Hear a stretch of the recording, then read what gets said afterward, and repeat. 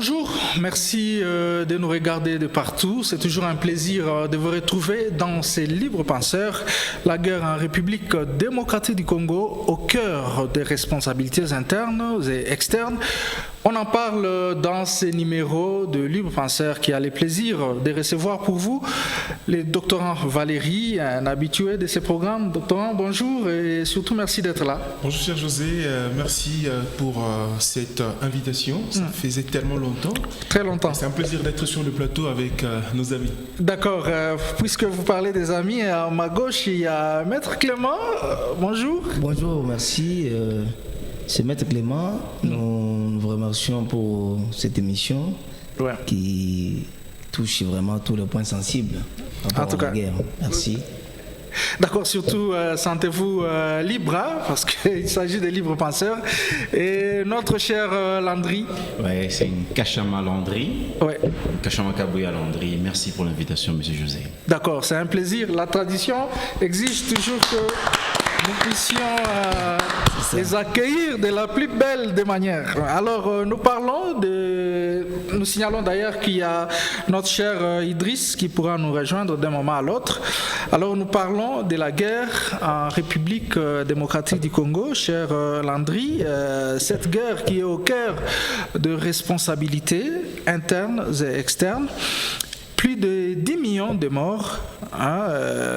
Quelle analyse faire de cette guerre en République démocratique du Congo? Ce n'est plus un secret pour tout le monde. La guerre de l'Est, c'est devenu comme notre pain quotidien pour tout Congolais. C'est un problème très sérieux, très crucial. Donc, comme le sujet l'a énoncé, la guerre en RDC au cœur des responsabilités internes et extérieures. Donc, plus de 10 millions de morts. Comme l'a illustré certains penseurs, certains écrivains, parmi lesquels le plus récent, le Camerounais Charles Onana. Il en a même publié un livre, Holocauste au Congo, concernant les plusieurs morts et des femmes violées. Donc plus de 10 millions de morts de Congolais et 500 000 femmes violées. On ajoute ça aussi, c'est très important. Bon, pour revenir à votre première question, quelles sont les analyses? Les analyses, nous avons plusieurs causes, internes ou exogènes. En gros, qu'est-ce qu'on peut dire, le leitmotiv, la cause principale que tout le monde peut retenir pour nos contemporains, tout est parti du génocide de Rwanda, quand la RDC, l'ex-Zaïre, a reçu toute une armée des réfugiés civils et militaires qui ont fui l'avancée de rebelles au Rwanda quand le gouvernement en place de Birmana est tombé. Alors, la RDC, l'ex-Zaïre, a été obligée d'ouvrir le corridor pour recevoir ces réfugiés par dizaines de milliers, parmi lesquels il y avait des civils et des militaires qui sont entrés à l'est du Congo. Et je crois que c'était là le point de départ de cette crise que nous sommes en train de vivre jusqu'à présent. Voilà, cette fois-ci, cher Clément, vos analyses. Oui, merci de la parole encore, une fois de plus. Bon, pour la guerre, vous savez que c'est quelque chose qui touche presque tout citoyen congolais. Nous sommes agressés injustement. Si nous voulons faire quand même cette analyse, c'est puisque nous constatons, comme le confrère venait de le dire, de le souligner, par rapport à la genèse, mais nous constatons que nous sommes agressés injustement. Une analyse quand même, puisque nous sommes attaqués injustement, c'est par rapport à nos ressources minérales que nous avons dans notre pays, puisque nous avons les coltans, nous avons l'or, nous avons les cassitérites, et que par rapport à cette analyse, il y a des opérateurs internationaux, il y a aussi certains opérateurs qui financent cette guerre-là, et par rapport à nos minéraux, c'est pourquoi nous sommes attaqués injustement. Cette analyse-là, vraiment, tout Congolais, tout un Congolais connaît que nous sommes attaqués injustement par le Rwanda, et sous l'œil fermé de la communauté internationale, qui ne veut rien parler, qui ne veut même pas sanctionner le Rwanda, puisque nous réclamons, puisqu'on ne peut pas accepter jusqu'à aujourd'hui plus de 10 millions de Congolais, plus même de 5 000 femmes violées, et sans problème, c'est puisque nous avons des minéraux. C'est pourquoi nous sommes touchés, Monsieur José. Est-ce que, cher doctorant, la principale cause de cette guerre, c'est que du fait qu'on ait tendu notre main ou ouvert nos portes à nos frères voisins rwandais, et Voilà, Voilà, cher José, en fait, il faut qu'on commence déjà à partir de la genèse. Ça a été souligné par mon co-débatteur d'en face. 1994, c'est la genèse pratiquement de cette guerre que nous sommes en train de subir aujourd'hui. Lorsque vous lisez Charles Onana, c'est un ouvrage d'ailleurs que je recommande aux téléspectateurs de bien les lire. Mais Charles Onana, il retrace cette situation avant 1994. Il va jusqu'en 1990 pour démontrer à suffisance que ça a été déjà un plan établi par les ennemis de la RDC pour, d'une part, créer une tension interethnique qui a amené au génocide en 1994 au Rwanda, afin de faire la pression à la RDC en 1994. À l'époque, c'était l'ancien Premier ministre Léon Kengwa-Dondo qui a reçu de la part de la communauté internationale une pression pour que les frontières qui séparent le Rwanda et la RDC soient ouvertes. Mais dans le déroulement de la guerre, Charles Onana précise bien sûr que les frontières entre le Rwanda et la Tanzanie ont été fermées et toutes les populations victimes de ces atrocités ont été poussées vers l'Est de la République démocratique du Congo. Oui. Et donc, c'est pratique 1994, c'est la conséquence d'un plan mis en place depuis 1990 afin d'évincer Mobutu, qui était déjà en disgrâce avec certaines grandes puissances. Et quand vous partez de 1994, nous arrivons en 1996, c'est la première guerre congolaise avec Musée Laurent Désiré Kabila qui entre au Congo en 1997 avec la guerre de libération. Oui. Et tout ça, nous débarquons en 1998, la deuxième guerre du Congo qui s'est passée dans la partie orientale. Le Rwanda et l'Ouganda se sont affrontés, ce qui est même à la base du Génocide que nous sommes en train de célébrer le 2 août de chaque année. Et donc, la genèse va de là. Mais aujourd'hui, on se pose la question, si nous devons faire une analyse rétrospective et prospective, on doit se dire, la RDC est en train de connaître une guerre qu'on appelle la guerre des types nouveaux. La guerre des types nouveaux, ce sont des guerres d'épuisement. Dans un contexte où il y a des réalités minérales, comme mon co-débatteur l'a soulevé, mais c'est une guerre de procuration par laquelle certains acteurs internationaux subventionnent des groupes armés et ces groupes armés créent ce que nous appelons une métastase. Ils se transforment. C'est pourquoi aujourd'hui vous avez M23 AFC.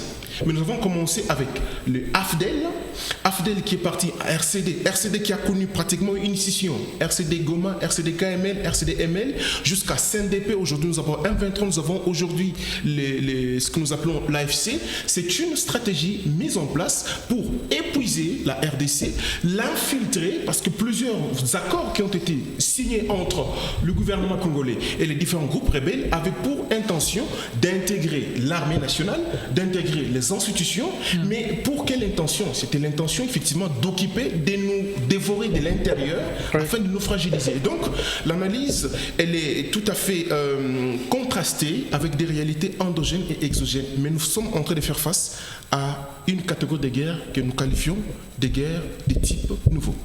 Voilà, cher Landry, géopolitiquement parlant, est-ce qu'il y a des enjeux auxquels la RDC devrait faire face pour la région du Grand Lac? Comme l'a expliqué le doctorant, il a bien expliqué en détail là. La cause principale, nous avons, c'est le coltan, qui constitue comme la Libye de la guerre à l'Est là-bas. Oui. Donc, ce qu'on recherche, c'est le coltan. Mais comment accéder au coltan? Il faut des raisons.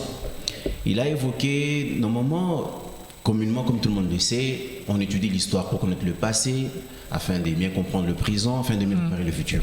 Pour ce qui est du Congo, de la Genèse et tout ce que nous vivons aujourd'hui, tout le monde sait, ça se chemine comment? Laissez-moi un peu vous circonscrire ça. Nous avons eu les plus grands événements du monde. Oui. La Première Guerre mondiale, elle s'achève. Le deuxième scénario, la Deuxième Guerre mondiale. Qu'est-ce qui succède à la Deuxième Guerre mondiale? La guerre froide.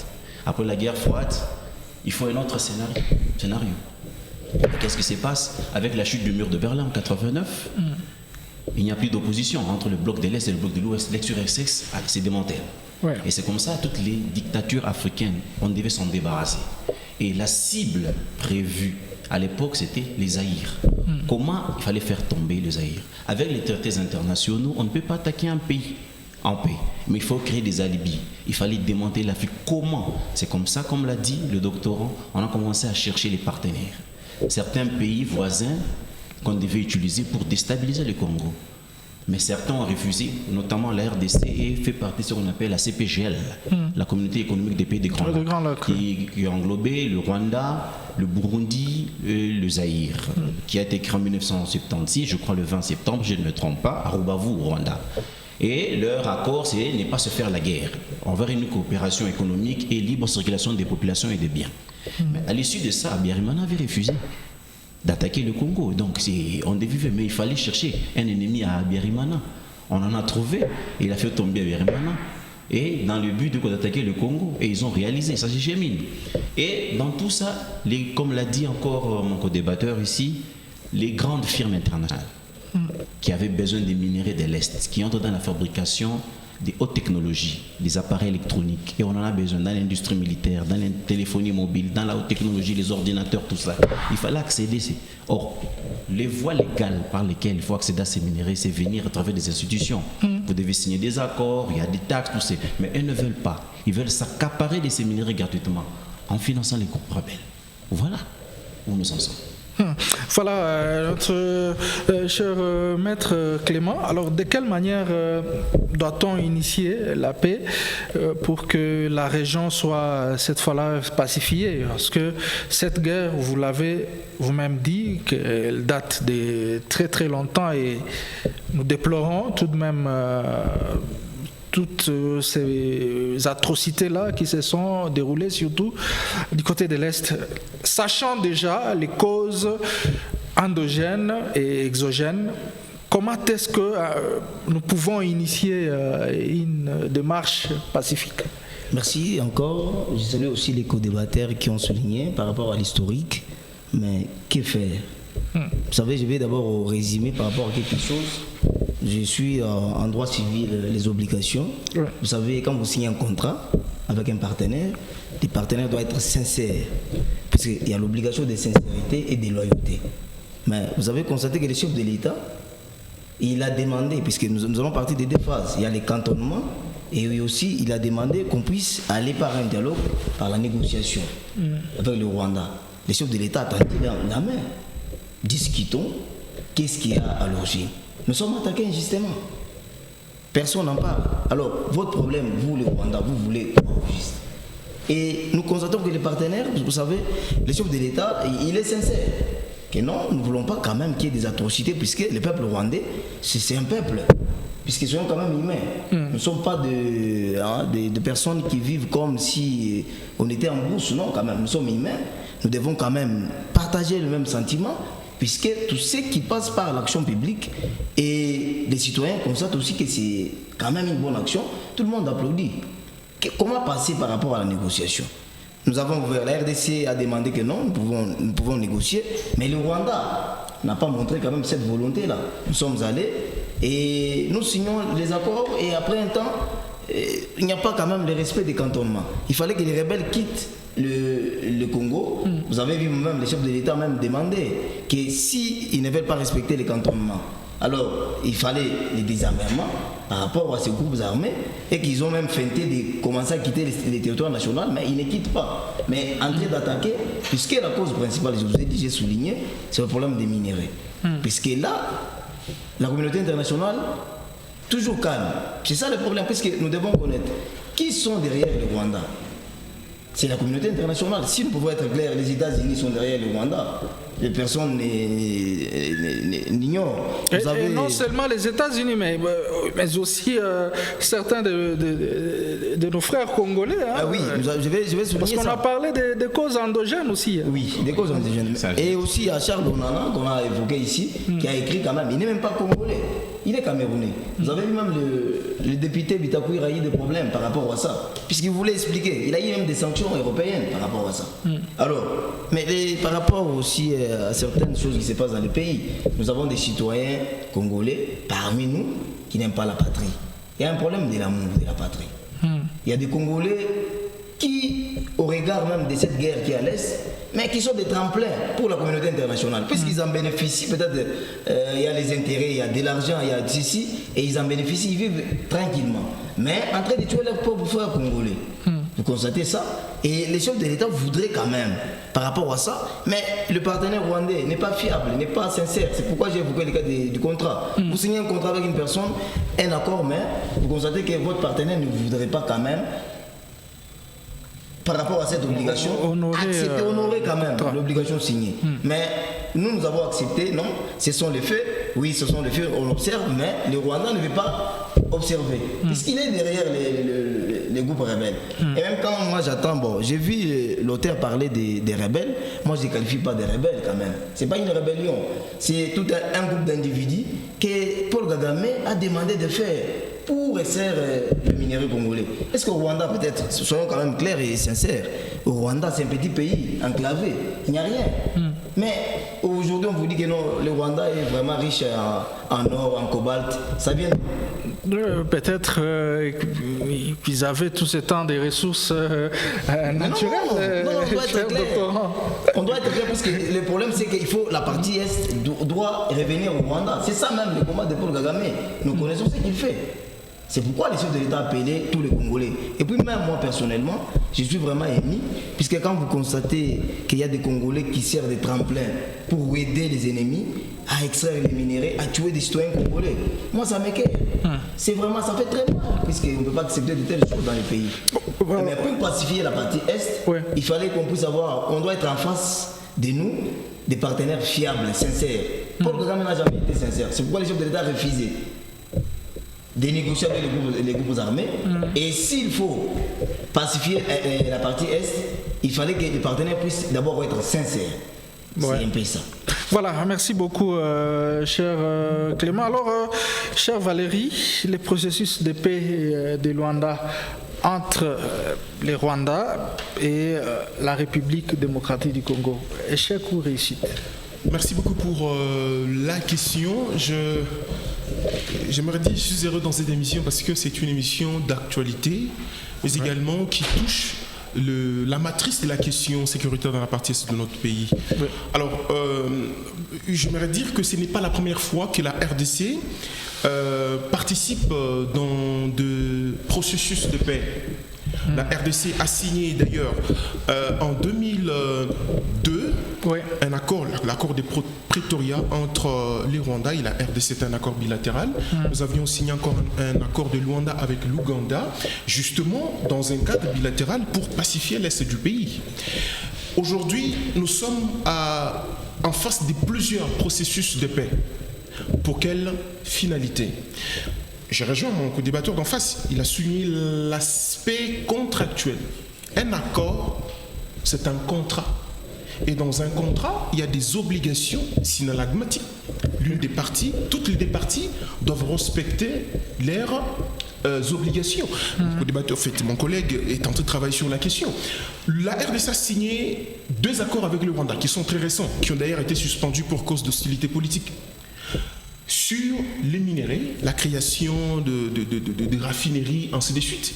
Mais le Rwanda n'a pas accepté la procédure. Pourquoi? Parce que le Rwanda, depuis toutes les années, gagnait le 100%. Je vais expliquer. Le Rwanda, par des voies frauduleuses, il soutient les groupes armés. Il y a l'exportation de matières premières vers le Rwanda. Mais quand la RDC veut aller signer un accord avec le Rwanda, c'est pour vous dire que ce que vous preniez à 100%, nous voulons que ce soit 50-50. Ça veut dire, moi j'ai les matières premières, vous avez le carnet d'adresse, nous allons nous entendre. Au lieu que vous preniez les 100, nous allons faire quoi? Les 50-50. Les Rwandais n'ont pas accepté. Les Rwandais a créé des voies frauduleuses, parallèles, pour contourner l'accord. C'est comme ça que nous l'avons suspendu. Aujourd'hui, nous sommes inscrits à plusieurs processus de paix. Je rappelle d'ailleurs, récemment, il y a eu la force régionale de l'EAC qui a débarqué. La question qui s'est posée, nous en avions d'ailleurs parlé dans l'une de nos émissions ici, les Rwandais, les commandants de la force régionale disent ici, nous sommes venus en RDC pour accompagner les processus de paix et pacifier la région. Le président de la République de la RDC dit la force régionale est venue avec pour mission de chasser l'ennemi dans les zones occupées, d'envoyer les rebelles dans un cantonnement où les forces angolaises viendront pour un désarmement et une réinsertion communautaire. Deux langages différents. Côté congolais, c'est chasser l'M23 dans les zones occupées, mais côté EAC, c'était justement venir pour sécuriser les populations. Est-ce qu'au sein de la région du Grand Lac, au sein de nos différentes organisations internationales, on peut trouver la paix? Non. En 2013, nous avons signé une déclaration de Nairobi. Dans cette déclaration, pour mettre fin aux hostilités avec le M23. Malheureusement, lorsque vous lisez la déclaration, la RDC s'engage d'accorder l'amnistie totale aux rebelles ayant massacré, violé à l'est du pays.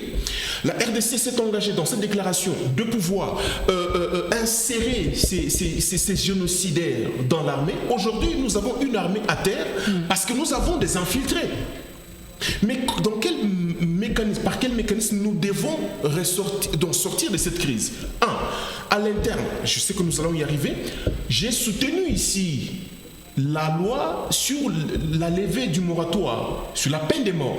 Parce que ces criminels, qu'est-ce qu'ils font? Quand ils combattent, ils tuent, ils violent, ils vont venir avec des conditions.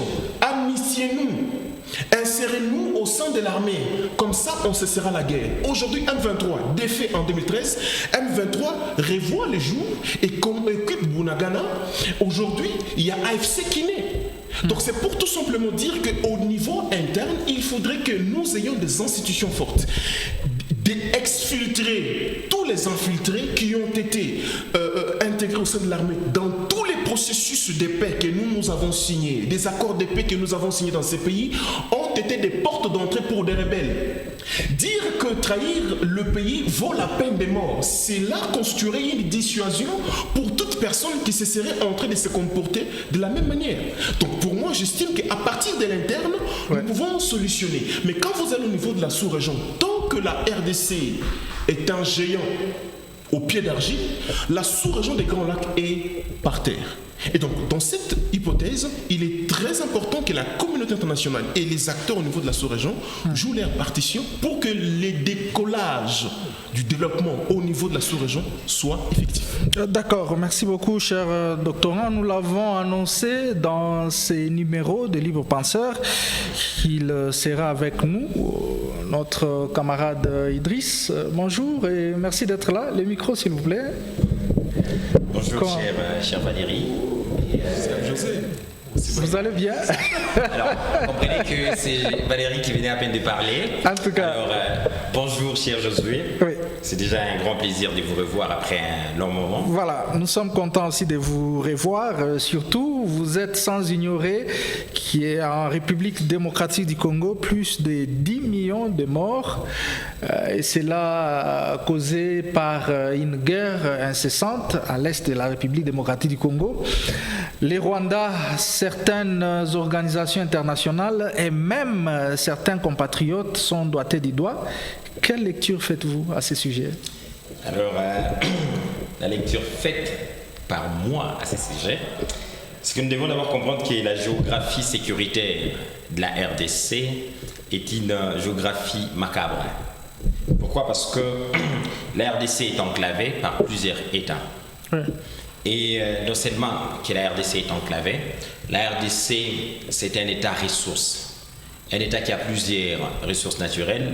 Valérie venait de le dire ici, que les ressources naturelles de la RDC a poussé à ce que la RDC signe des différents accords et traités avec d'autres États limitrophes.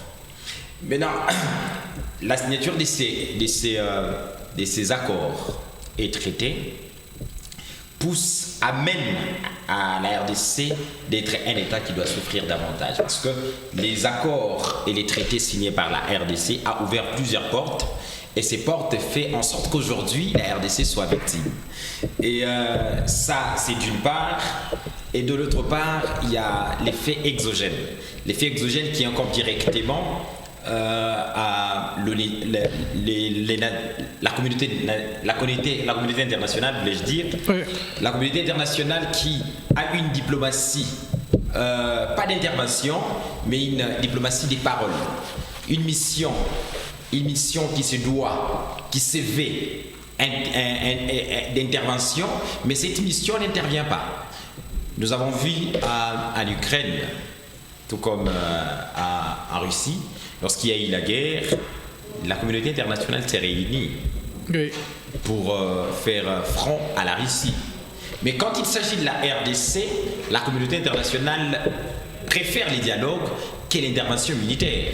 C'est que ici il y a des faits, les faits exogènes et endogènes. Exogènes parce qu'il incombe aux autorités de la RDC, il incombe à la République démocratique d'être responsable. Mais peut-être que nous n'avons pas été sérieux avec la communauté internationale et c'est de cette manière-là qu'elle nous tourne les dos. Peut-être. Je l'ai dit sous réserve. En tout cas, je crois que je vais être comme Valérie qui est souvent pasteur. Parce qu'il y a une fois ici, il nous a prêché. Je ne le sais pas. Ok. Alors, c'était une parenthèse. Et toi, elle te dira, la communauté internationale, je ne vais pas qualifier la communauté internationale comme des ciels, mais je vais plutôt demander à la RDC de céder. C'est-à-dire, la RDC doit prendre ses responsabilités, il doit être active dans ses actions. Ce qui n'est pas le cas, la RDC, c'est un État pleurnichard. Excusez-moi, mais nous sommes un État pleurnichard. Pourquoi? Parce qu'au lieu d'assumer nos responsabilités, nos autorités font quoi? Ils plairent. Vous partez vers un Kagame qui vous percute, qui vous tape tous les jours. Et après, vous voulez qu'il vous vienne en aide. Vous partez vers les États-Unis qui bénéficient de plus en plus de la guerre qui s'est faite à l'Est. Parce que lorsque le Rwanda bénéficie, c'est les États-Unis qui gagnent plus, l'Angleterre gagne plus. Vous partez vers eux. Vous pensez qu'ils vont nous aider? Non, ils vont nous mettre encore par terre. Et ce sont des grandes puissances. Oui, mais les grandes puissances, c'est nous qui donnons à ces États la puissance. Si aujourd'hui la RDC prenait la décision de se prendre en charge, la RDC prenait ses responsabilités au lieu de plairer et de se mettre en œuvre, battre, aller au front, taper les petits Rwandais, je crois que les États-Unis ne seront pas puissants. Je crois que l'Angleterre ne sera pas puissante. Pourquoi? Parce qu'aujourd'hui, c'est nous qui faisons l'Angleterre, c'est nous qui faisons la Belgique, c'est la RDC qui fait les États-Unis. Parce que c'est des États, des minéraux de la RDC que les autres vivent. Aujourd'hui, les Rwandais, j'étais une fois là, c'est beau, c'est qui est vrai. À Kigali, c'est vraiment beau. Mais cette beauté vient carrément de la RDC. Ils nous volent, ils nous pillent. Et par l'entremise de quoi? Par l'entremise des États-Unis. Donc, il incombe aux autorités congolaises d'être responsables, de prendre la responsabilité en main, d'arrêter d'être des pleurnichards et d'éviter de faire des promesses. Je n'attaque personne, je n'ai dit pas qu'il y a des autorités qui font des promesses, comme nous le savons, il y en a ceux qui font des promesses. Je n'attaque personne, mais nous devons éviter les promesses, nous devons quitter l'état idéaliste et entrer dans l'état pragmatique. C'est-à-dire, quand il s'agit de taper, je tape. Voilà, vous m'excuserez, je reste d'abord sur vous. Je suis encore et surtout que vous avez pris assez de temps sans être avec nous dans cette émission. Puisque vous y étiez, dites-nous comment les Rwandais fait pour être organisés jusqu'à ce niveau-là. Alors, le Rwanda, comment il fait? Déjà que nous sommes dans la guerre par procuration. Nous espérons que ce ne sont pas des secrets d'État rwandais que tu vas nous dire ici. Non, ici je n'interviens pas comme un homme politique. Déjà que je ne suis pas un homme politique, je suis un homme scientifique. On y va. Je suis un homme scientifique. Oui, surtout ça. Je suis un homme scientifique, j'ai travaillé sur la question. D'accord. Alors, il n'y a pas longtemps que la RDC a accepté de signer des accords avec le Rwanda. Valérie l'a rappelé, il y a 3 accords qui ont été signés en 2020. Et ces accords, le premier accord, c'était l'accord entre la société Ourifera et Sakima. Donc, l'une est une société congolaise et l'autre, c'est une société rwandaise. Le deuxième accord, c'était sur la double imposition fiscale. Et le troisième accord, c'est l'accord sur la protection des investisseurs. Le premier accord voulait à ce que le Rwanda et la RDC se mettent ensemble pour extraire les minéraux et raffiner les minéraux d'une manière légale. La RDC devrait profiter et le Rwanda devrait profiter. Mais comme les Rwandais profitaient de tous ces temps, de 100% de ces minéraux, il s'est vu dans l'impossibilité de continuer dans cette optique-là. Il va maintenant financer la guerre. J'ai dit ici tantôt qu'il s'agit d'une guerre par procuration. La M23 fait la guerre, mais ceux qui font directement la guerre, c'est l'État rwandais. Ceux qui font pratiquement la guerre à la RDC, c'est l'État rwandais, c'est les États-Unis, c'est la communauté des puissances. Pourquoi? Parce que ces communautés gagnent plus. Le Rwanda finance la guerre et les M23 se met à l'avant. Et ils tapent la RDC alors que c'est un groupe de rebelles. Un groupe de rebelles qui n'a pas vraiment des issues, qui n'a pas des puissances, qui n'a pas des financements, mais ces financements viennent de l'extérieur, de toute la communauté internationale.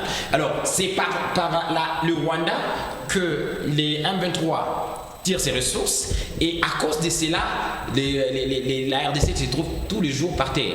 Donc, comment le Rwanda fait pour intervenir dans cela, c'est qu'il intervient par la procuration via M23. Pourquoi? Parce qu'il a commencé. Aujourd'hui, on était dans la situation des gagnants-gagnants, 50-50. C'était des accords bilatéraux. La RDC devrait gagner et le Rwanda devrait gagner.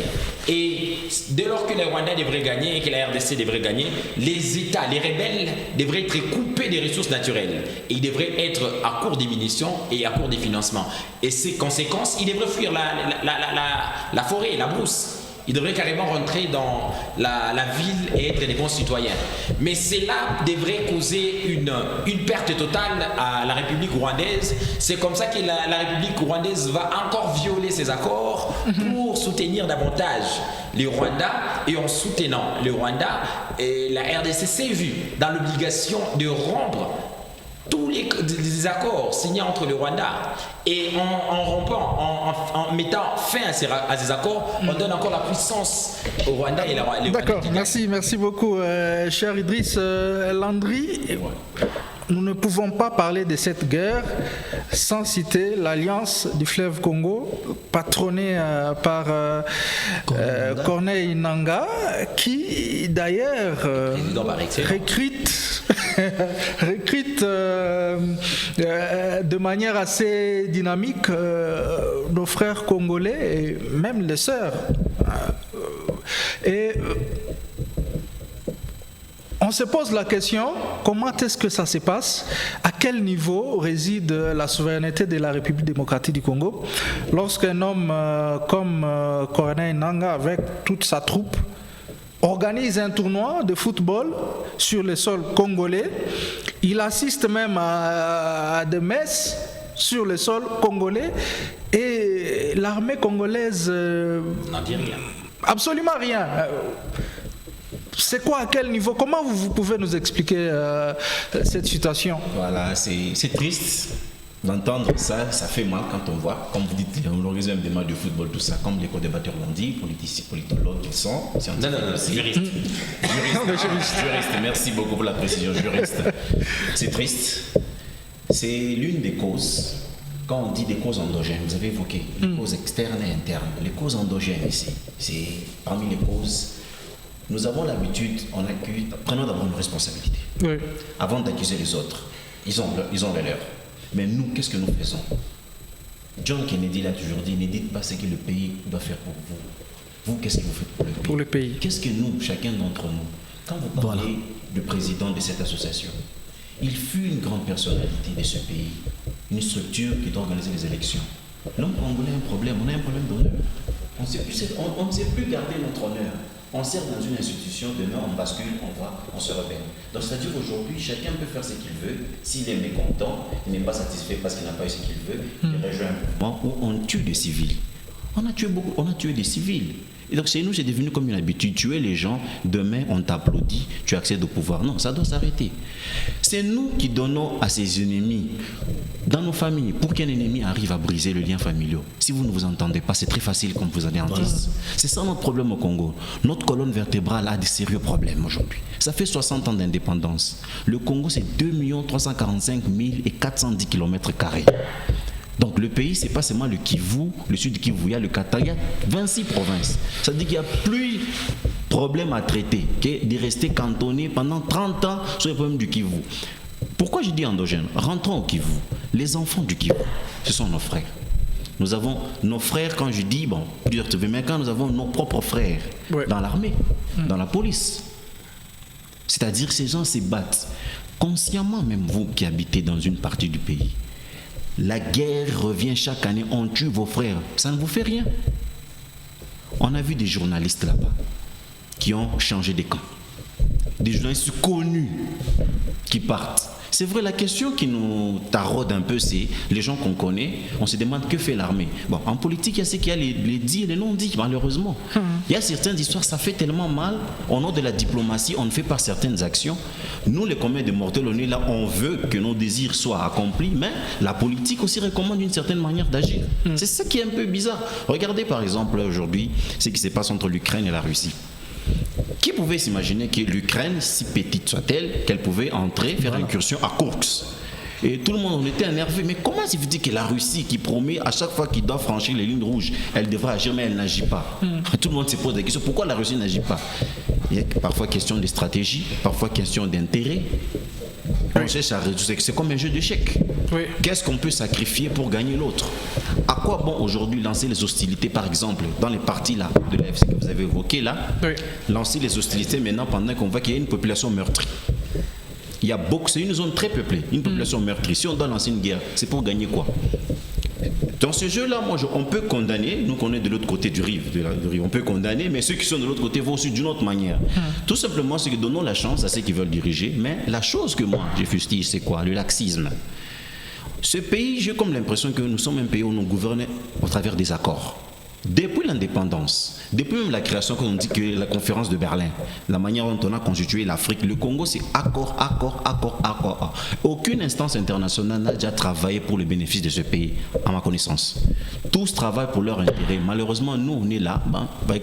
Tout ce que je demande, c'est nos autorités doivent prendre les responsabilités, comme l'ont dit nos débatteurs. Nos responsabilités, comment? On perd le temps. Le temps ne nous appartient pas. Ce pays évolue. Ces pays n'ont rien à perdre. Le petit pays qui nous attaque, le pays de l'Est qui nous attaque, n'a rien à perdre. On tue ce Congo, on tue pas au Rwanda. On viole au Congo, on viole pas au Rwanda. Les accords. Ayant évoqué ce qui se passe entre la Russie et l'Ukraine, c'est la guerre des positionnements. Avant de faire les accords, celui qui a les rapports de force va gagner. La RDC, quand elle fait les accords, dans quel rapport de force? Il y a eu les accords de Nairobi. Il y a eu plusieurs accords de M23. Maintenant, là, récemment, on parle des accords de Luanda. On doit respecter, où la RDC demande les cantonnements, le cessez-le-feu, la démobilisation et réinsertion et tout ça. L'autre partie adverse refuse. Vous avez évoqué l'AFC, vous avez évoqué le M23. Mais quand on parle, le Rwanda, le Kagame dit que moi je ne soutiens pas le M23. Mais dites-moi, je vous pose aussi une question un peu. Les accords qu'on a signés avec le Rwanda, comment on explique les accords entre la RDC et le Rwanda pendant que le Rwanda dit que je ne supporte pas le M23? Ce sont des Congolais. Comment vous expliquez ça? Voilà, malheureusement, c'est moi qui pose des questions. Voilà, c'est une question de réflexion. Mais sinon, pour couper court, donc c'est-à-dire la question de l'AFC, c'est triste pour tous les Congolais que nous sommes la jeunesse. C'est un mauvais exemple pour la jeunesse. J'espère que tu es triste et que tu ne seras pas un jour recruté par l'AFC. Non, vous savez, il y a ce qu'on appelle le patriotisme. Parce que juste là, nous ignorons les dessous des cartes. C'est ça. Le problème, c'est la corruption. En lingala, les lingala font disent lokoso en bongo. C'est-à-dire, aujourd'hui, un Congolais est prêt de vendre son frère parce qu'il veut l'argent. L'argent. On ne voit pas l'intérêt. Il veut régner. Vous savez pourquoi le peuple slave, le peuple russe est très fort? Aujourd'hui, l'Occident actuel a du mal à défaire la Russie. Pourquoi? Il y a le patriotisme d'abord. Voilà. Il y a des gens qui peuvent tout accepter, mais pas perdre la souveraineté de leur pays ou vendre leur terre. Il y a un analyste que je suivais, un blanc, un français. Je suivais une émission une fois avec l'ancien ambassadeur rwandais, Jean-Marie Vianney Ndadjikimana, qui vit en France. Il dit, il y a un politicien français qui dit, vous voyez ce qui se passe au Congo? Les politiciens du Congo font la guerre de l'air. Et les rwandophones font la guerre du sol. Alors je n'ai pas compris. Ça veut dire quoi au juste? Il dit que pendant que vous vous agglutinez, vous accourez à faire de gains financiers, avoir les biens matériels, le pouvoir, acheter des histoires à travers d'autres cieux, mais eux font la guerre de terre. Ils font la guerre, ils tuent, ils prennent les terres, ils installent leurs frères. Lorsque vous allez vous réveiller pour revenir sur terre, ces terres seront occupées. Que ferez-vous? Parce qu'eux sont prêts à tuer. Est-ce que vous êtes prêts? C'est ça le problème. Et c'est ce qui s'est passé depuis les années. Et on n'arrive pas comment comprendre. L'homme congolais ne comprend pas jusqu'à présent. Nous, on ne comprend pas. Même nos frères qui adhèrent là, on ne comprend pas. Vous savez, L'erreur que nous commettons, c'est quoi? De croire qu'en allant dans le camp adverse, on va avoir ce qu'on veut. Mais qu'est-ce qu'on fait des espions après? On s'en débarrasse. Voilà, petit à petit, nous touchons à la fin de l'émission. Cher maître Clément, pensez-vous que Dieu peut intervenir dans cette guerre de l'Est? On a dit que les co-débatteurs, Valérie, c'est un passage, je ne sais pas ici réservé. Alors, je vais dire à Ben à sa place. Je vais d'abord souligner quelque chose. Oui. Les co-débatteurs, c'est pas. C'est Idriss, voilà. ouais. Mais je vais quand même porter un correctif. Mais parler qu'on nous tape, c'est très fort. Pourquoi j'ai dit que c'est très fort? Nous taper, non, quand même. Nous sommes une jeunesse. Vous savez, bon, j'ai un peu de regrets par rapport à ça. Nous taper, c'est très fort. J'ai parlé ici du patriotisme. Vous savez, dans les pays, il y a un problème. On ne voudrait pas quand même enseigner les cours du patriotisme, même à l'université. Moi, j'aurais voulu que ces cours-là soient enseignés à l'université. Puisqu'il y a un problème. On ne sait pas différencier entre un citoyen et un étranger. Les citoyens se comportent comme un étranger dans son propre pays. C'est comme vous évoquez le cas de l'AFC, qui recrute les jeunes, les citoyens congolais. Moi, personnellement, je suis contre cette histoire-là. Et d'ailleurs, je salue en passant le gouvernement quand même de Madame Gide, à travers le ministre de la Justice, qui, au regard après l'installation, nous avons vu un procès quand même condamnant Corneille Nangaa et ses complices. Mais cette fois-là... Mais il y a une partie des Congolais qui ont traité ces procès d'une scène théâtrale. Ça n'engage que ces gens-là. Nous disons que quand même il y a un procès où on a condamné les complices et aussi les Corneille Nangaa. Puisqu'on ne peut pas rester dans une république où aujourd'hui nous avons été dirigeants et de même devenons rebelles. Bon, ça vraiment, ça ne peut pas passer dans une république. C'est comme les co-débatteurs l'ont souligné. On doit aimer les pays. C'est ça le problème. C'est nous la jeunesse. Cette guerre ici ne concerne pas, c'est pas une guerre de quelqu'un, c'est une guerre de tout le monde. Puisque aujourd'hui ici, vous savez les conséquences d'abord de la guerre. Si les co-débatteurs parlent qu'on nous tape, non, j'ai dit que c'est très fort. Le Rwanda ne peut pas nous taper. Nous sommes un peuple fort. Et plus que les Rwandais là, si vous prenez seulement le Haut-Katanga ici, ne prenons même pas les grands Katanga. Le Haut-Katanga seulement, les Rwandais ne peuvent pas même entrer des fois ici. Le Rwanda c'est un petit pays. Mais le problème c'est quoi? Nous devons prendre conscience. Puisque même si ça dépendait qu'on puisse prendre les armes, si ça dépendait, nous en tant que jeunes, nous allons prendre des armes pour défendre l'intégrité nationale. Nous devons aimer le Congo. On n'a pas un autre pays. Peut-être si aujourd'hui il y a la guerre que le Rwanda profitait de la partie Est, le minerai. Même si les gens pensent que nous ne bénéficions pas de ces minéraux-là, c'est notre pays. Nous devons aimer le Congo, nous devons défendre le Congo. Et alors, par rapport à la question que vous posez, pastorale, c'est pourquoi vous avez vu même le vice-ministre de la Justice, et chargé du contentieux international, il a même, hier ici, il a demandé que tous les citoyens congolais et les étudiants puissent marcher pour demander gain de cause, pour qu'on puisse condamner le Rwanda. Puisque nous, soyons pacifiques quand même, nous sommes pacifiques. Mais tout cela a été déjà fait. Si j'évoque la question de la prière, c'est qu'il y a tant, c'est pas de séances, de cultes prières qui ont été organisées tout simplement pour que cette guerre puisse... Voilà, mais rien n'est fait jusque-là. Oui, nous arrivons, non. Quand on prie, les dialogues échouent, la prière échoue, marche, ça échoue. Les armes même, les Ouazalendo, on ne sent absolument rien. Et avec ça, vous ne voulez pas accepter qu'on nous tape? Non, je vais revenir sur un point. Ouais. Tout ne marche pas, tout ceci, non. Nous avons des autorités responsables. Le problème, ça ne réside pas de l'irresponsabilité des autorités, non, les autorités sont responsables. Mais le problème, c'est quoi?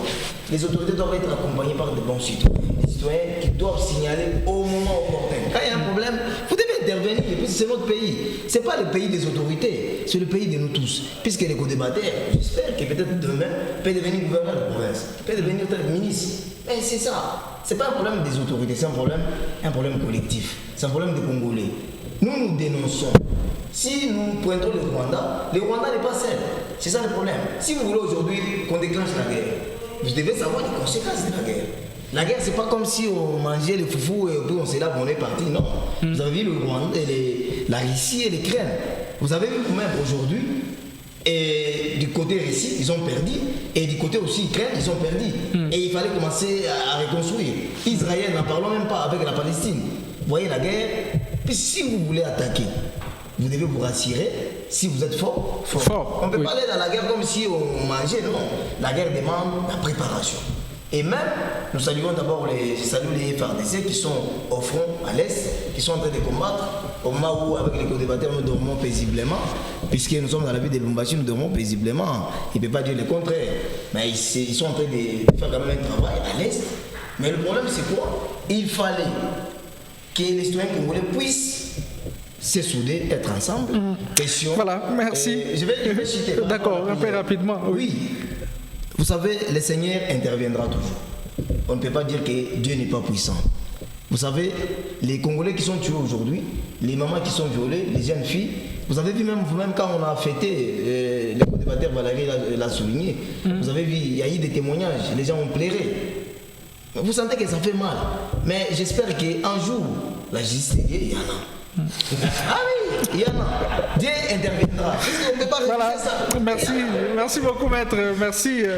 Bon, c'est juste une parenthèse. Hein. Être aussi en paix, c'est avoir de quoi manger quotidiennement. Oui, ça, normalement. Nous voulons la paix. Oui, on doit vivre en paix. On finit avec vous, docteur Valérie. Votre mot de la fin. Bon, ce que je peux dire à tous nos téléspectateurs, c'est un message patriotique que je lance à tous les Congolais. Il faut que nous comprenions que le Congo nous appartient. Et il ne faut pas combattre sa patrie. Ceux qui prennent les armes contre la patrie sont maudits. Pourquoi? Parce qu'on ne crache pas sur la terre qui t'a vu naître. Et les conséquences sont spirituelles. Mais ce que j'aimerais dire sur ce plateau, dans cette émission, c'est que la RDC doit comprendre, je l'ai déjà dit plusieurs fois, que nous sommes seuls contre tous. Que nous devons nous réorganiser à l'interne pour nous faire une image sur la scène internationale. Nous ne sommes pas un acteur des relations internationales, nous sommes un État assisté. Charles Onana vous parle de plus de 10 millions de morts. Mais pour seulement 800 000 morts, il y a eu un tribunal pénal international pour le Rwanda. Mais pour la RDC, il n'y a pas eu de tribunal pénal international. Or, vous le savez bien, en tant que juriste, c'est la mise en place d'un tribunal pénal international, c'est l'initiative du Conseil de sécurité des Nations Unies. Voilà. Le Haut Commissariat aux droits de l'homme a rendu public les rapports mapping en 2010. Ces rapports qui dénombrent plus de 617 incidents, crimes commis dans ce pays. C'est un rapport qui a été mis en place par les experts de l'ONU. Mais jusqu'aujourd'hui, plus de 10 ans après, quelles sont les réactions de la communauté internationale par rapport à ça? Vous venez à la CIRGL, le CPGL, EAC récemment. Qu'est-ce que ces organisations ont fait? Rien du tout. Il est très important que notre pays, que les Congolais comprennent que ce n'est pas en prenant les armes, en s'alliant aux ennemis que nous gagnerons. Il faut qu'ils voient bien les acteurs politiques. La plupart des acteurs politiques ne se battent pas pour le pays. Ils se battent pour leurs propres intérêts. Corneille Nangaa a eu des problèmes avec le gouvernement sur des carrés miniers. Voilà. C'est comme ça qu'il est allé créer AFC.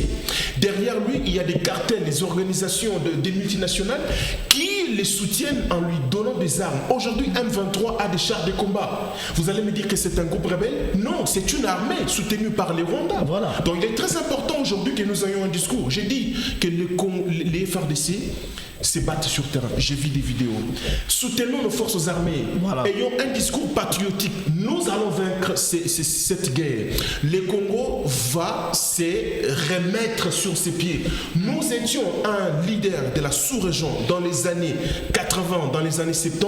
Nous les serons avec un nouveau type de Congolais qui aiment ce Congo, qui se battent pour ce Congo. Voilà, d'accord. Merci beaucoup, cher doctorant Valérie. Idriss, merci. Merci à vous, Landry.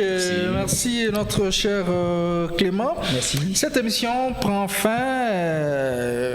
Malheureusement, hein, il y a beaucoup à dire, mais nous espérons avoir dit quand même quelque chose qui va vraiment répercuter aux oreilles des responsables pour enfin trouver un terrain d'entente pour mettre fin à cette guerre qui nous a pris bon nombre de nos frères. Alors, je dis également merci à Gauthier et pourquoi pas à Apollinaire Nkunda et Toussaint Bakolemba qui étaient à la radio. Nous nous retrouvons très prochainement pour un autre numéro si Jésus ne revient pas.